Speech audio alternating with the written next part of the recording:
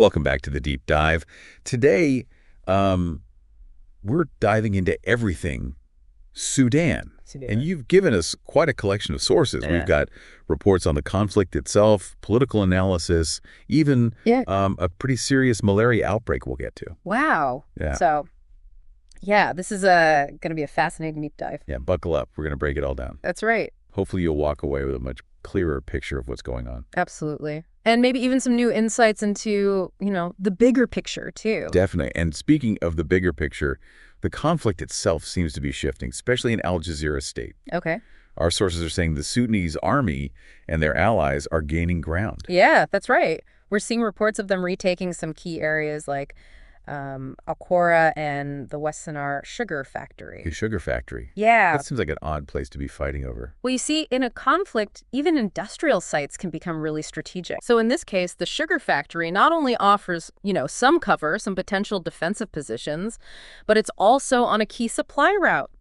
So controlling it gives the army a logistical advantage and really disrupts the RSF's supply lines. So it's not really about sugar at this point. It's more about the location. Exactly. It's all about the tactics. So while all this is happening on the ground, there are also some political developments we need to talk about. Oh, yeah. This anti-war coalition, the Tagadum coalition, they're meeting in Uganda. Yeah.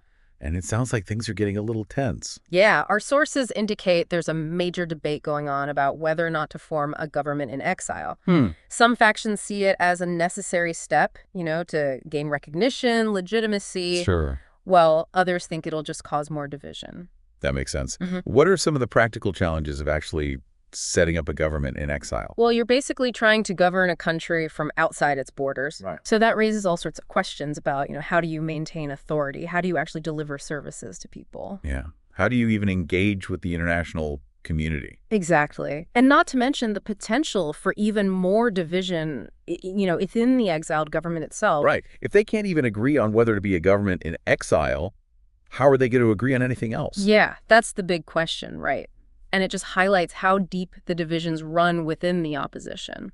Okay, so we've got internal divisions, fighting on the ground, and on top of all that, our sources are pointing to growing concerns about foreign powers getting involved. No, yeah, that always complicates things. It feels like they're just adding fuel to the fire. It really does. There are reports about the Sudanese army capturing drones, and they're claiming these drones are Czech-made, modified for combat, and financed by the UAE via Chad. Hold on, the UAE? Yeah. That's a whole other layer. It is. And if these allegations are true, it raises some serious questions about, violations of international arms embargoes. Right. And the role of these external actors in making this conflict go on even longer. It's alarming. Yeah. If this kind of foreign involvement keeps growing, it could easily escalate the conflict. Absolutely. And, foreign involvement rarely comes without strings attached. Right. These actors always have their own agendas. Exactly. It's easy to get caught up in the military and the political side of things. But at the end of the day, it's the Sudanese people who are bearing the brunt of all of this. Right. Our sources mention this severe malaria outbreak in Jadora State, and it sounds really bad. It is. It's especially bad for children. They're disproportionately affected. Yeah. And it really underscores how fragile the healthcare system is in Sudan. With everything else going on, how do you even begin to tackle a public health crisis like that? It's a huge challenge. The conflict disrupts access to health care. It forces people from their homes. Resources are incredibly limited. Right. It's going to take a coordinated effort, not just from within Sudan, but from, international organizations as well. So we've got the conflict itself, we've got a health crisis, and then there's the alliance between Sudan and Eritrea, which seems to be strengthening. Yeah, El-Burhan's visit to Eritrea really solidified that alliance. It looks like Eritrea may offer some much-needed support for, military, economic. No. But there are some concerns. Like what? Well, there are already Sudanese armed groups operating in Eritrea, and this alliance has the potential to really make things worse, especially in the east.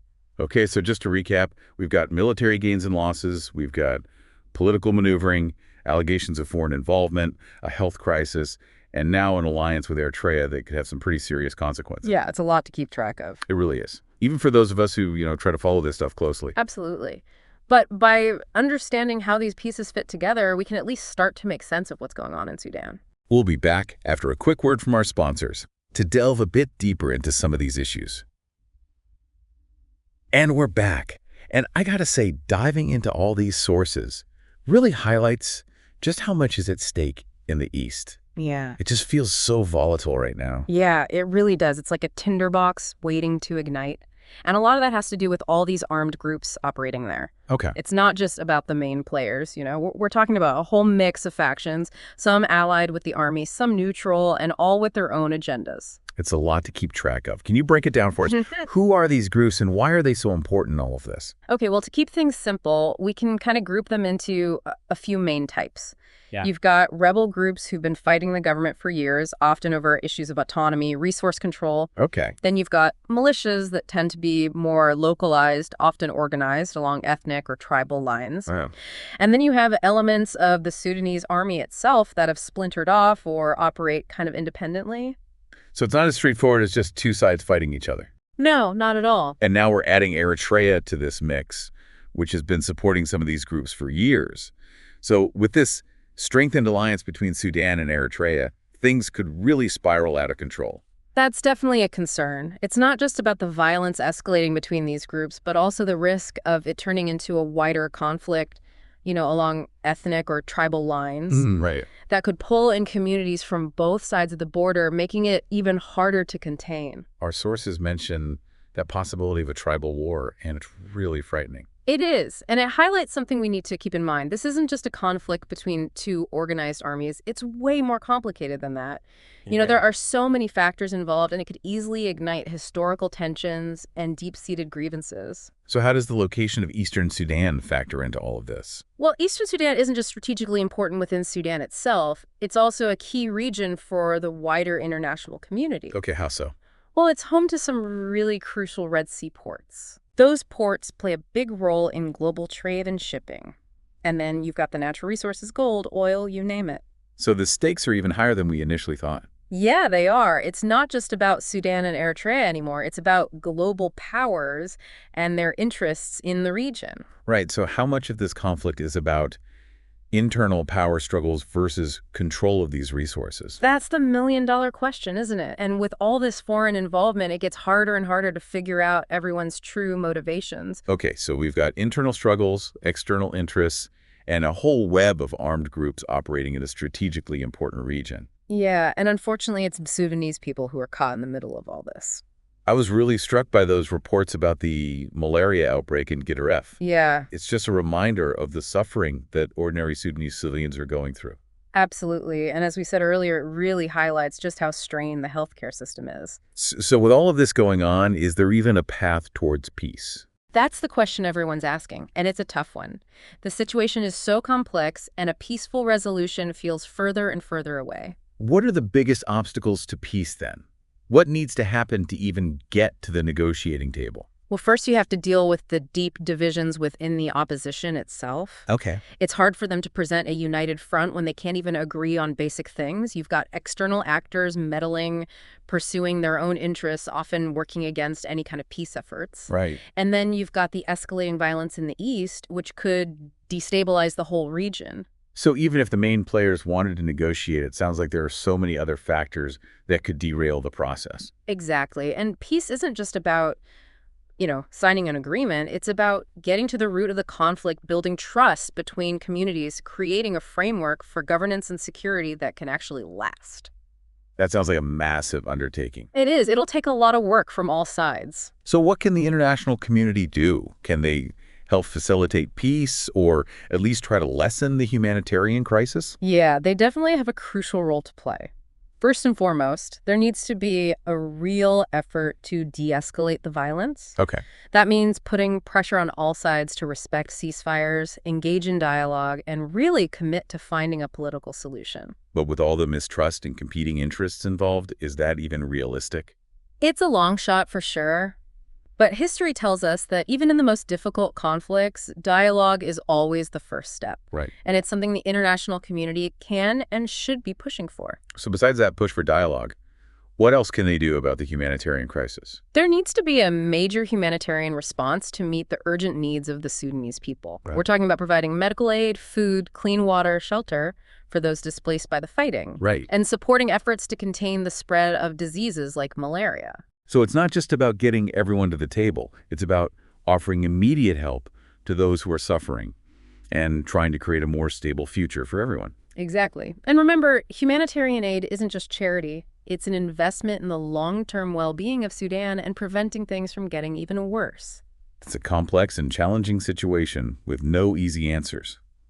But by understanding the different layers of this conflict and acknowledging the roles that both internal and external factors play, we can start to understand the scale of the problem and think about possible ways forward. I agree. And hopefully through this conversation and by diving deep into these sources, we've been able to provide a more nuanced understanding of what's happening in Sudan and why it matters to all of us. Now let's shift gears a bit and talk about the role of neighboring countries and the potential for regional cooperation in addressing this crisis. Okay, sounds good. So we spent a lot of time talking about what's happening inside Sudan. Right. But it's clear this isn't just an internal issue. No, not at all. It has huge implications for the region and even the world. Absolutely. And when we think about solutions, we can't forget about those neighboring countries and the wider international community. That's a really important point. So we've talked about Eritrea, but Sudan actually shares borders with 7 countries. That's right. What about the others? Egypt, Ethiopia, South Sudan. What are their interests here, and how are they reacting to this whole crisis? Well, each country has its own unique perspective and concerns. You know, Egypt, for example, has always been wary of instability in Sudan, Okay. especially anything that could affect the Nile River. Right, the Nile is crucial for them. It's their lifeline, basically. So water security is a big factor for Egypt. Then what about Ethiopia? Ethiopia's in a tough spot. Okay. They're also heavily reliant on the Nile, and they've had their own disagreements with Egypt about those dam projects. Right, right. So they're worried about the conflict spilling over into their territory, especially with all the refugees they're already dealing with from the Tigray conflict. Makes sense. And then there's South Sudan, which, gained independence from Sudan back in 2011. Yeah. I imagine they're watching all of this very closely. Oh, absolutely. South Sudan is still dealing with its own internal conflicts and political instability. Right. A major crisis in Sudan could easily make their problems even worse. In terms of... Refugee flows mainly, and, increased tension along the border. So it sounds like all these countries have a reason to want peace and stability in Sudan. They do. It's not just for Sudan's sake either. It's about their own security and well-being, too. So what does that mean for finding a solution? Well, it highlights the need for regional cooperation. Okay. No one country can fix this on its own.